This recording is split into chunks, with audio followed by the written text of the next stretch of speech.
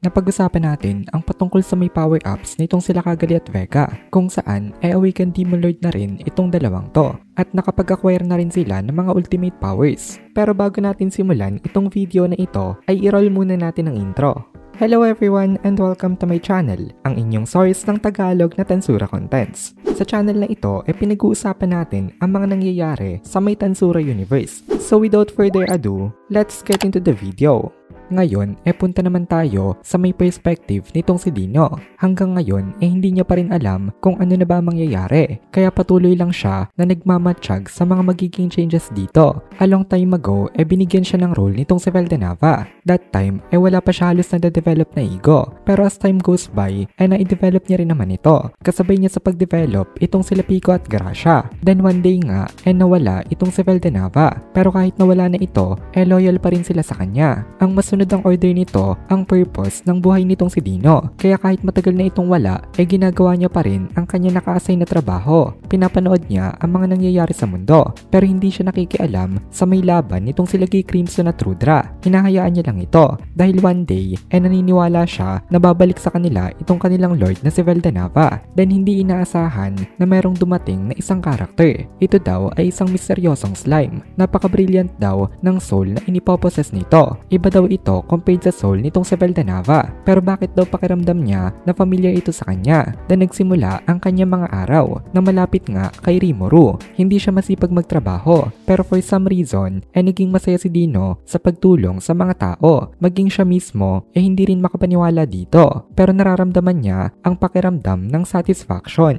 Naisip niya na maaari daw na ito ay dahil sa may friendship na nabuo niya habang siya ay nagtatrabaho. Pero nakakalungkot nga lang daw kasi ngayon nga binitray niya itong si Ramirez. Talagang pinagsisisihan niya itong ginawa niya na ito. Actually, ang order talaga sa kanya ay dispose itong si Ramirez kung hindi nila ito magawa na mai-capture. Pero never itong inisip na gawin itong si Dino. Ang gusto niya talagang mangyari ay ang mai-capture lang ito. That way masusunod niya pa rin ang order na ibinigay sa kanya. Then naisip niya yung sinabi nitong si Rimuru na as long as user daw siya ng isang angelic series na ultimate skill ay hindi siya makakadisobey sa may order ni Michael or order ni Feldway. Naniniwala na ngayon dito itong si Dino at narelieved rin siya dahil hindi galit sa kanya itong si Rimuru. Pero ngayon nga inutusan siya nito na mag-spy sa kanyang mga kasama at sinabihan siya nito na wag siyang mag-participate sa kahit na anong battle, which is paboy naman kay Dino kasi loyal nga siya kay Veldanava. At ngayon nabalak ni Michael at Feldway na ma-revive ito naniniwala itong si Dino na dapat makipagtulungan siya na ma-revive itong kanilang master. Pero iba kasi ang kanyang power. Hindi siya ganun useful kapag siya ay sumali sa isang laban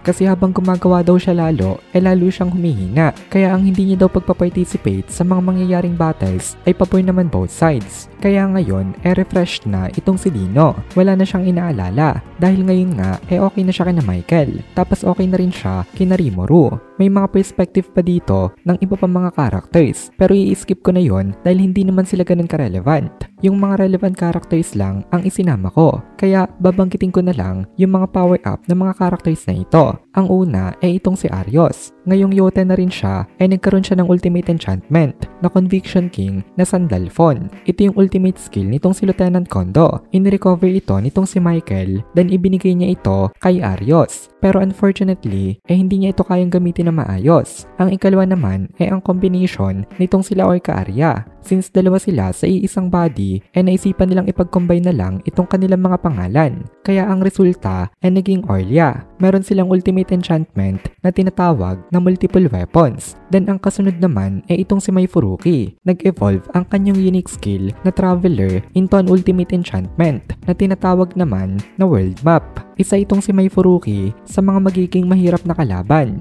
kasi dahil sa world map niya kaya niya makita ang lahat ng location sa mundo, as in lahat talaga, including the base nitong sila Rimuru. Extraordinary power ito at ang mas lalo pang nagpahirap dito capable din siya ng instantaneous movement. So since kita niya nga ang lahat ng mga lugar sa mundo kaya niyang puntahan in an instant itong mga lugar na ito. Ang principle kasi ng teleportation dapat ay alam mo yung location, and since alam ni Mai Furuki ang lahat lahat ng mga location sa mundo pwede siyang magpabalik-balik sa mga lugar dito kahit na hindi niya pa ito napupuntahan ng kahit na isang beses man lang. Ang weakness lang nitong skill niya hindi nito kaya mag-teleport to another dimension. Sa may Cardinal World lang ito pwede. So tapos na yung minor characters. Kaya balik tayo kina Celario at Tobera. Maging itong dalawang to ginagamay pa rin ngayon ang kanilang panibagong limitations kasi nagkaroon na nga sila ng kanilang mga physical bodies. Nung una kasi hindi sila makapag all out dahil kapag malakas ang pawis na kanilang ginamit malakas din ang pagtagas ng kanilang mga magicules. Ibig sabihin mabilis itong mauubos kapag wala kang physical body. At dahil sobrang lakas nga nitong sila Celario mahirap na mag-prepare ng isang body na suitable sa kanila kasi hindi lahat kayang ma-withstand ang kanilang overwhelming power. Pero ngayon solved na itong kanilang problema dahil may physical body na nga sila.